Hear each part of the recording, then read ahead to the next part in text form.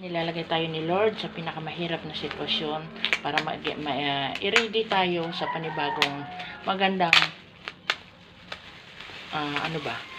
para sa magandang bagong buhay.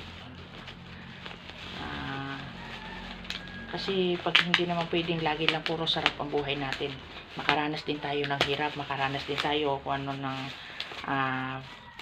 makaranas din tayo na malagay sa pinakamahirap na sitwasyon, para just in case na napunta ka sa pinakamahirap na sitwasyon uli, mapunta ka man sa magandang sitwasyon, mapunta ka ulit sa mahirap na sitwasyon, alam mo na kung ano ang solusyon, alam mo na ang sagot sa tanong.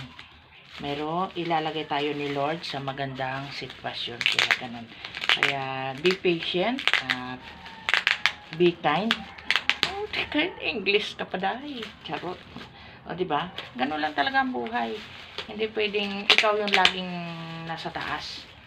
Hindi pwedeng hindi ka makakaranas ng hirap.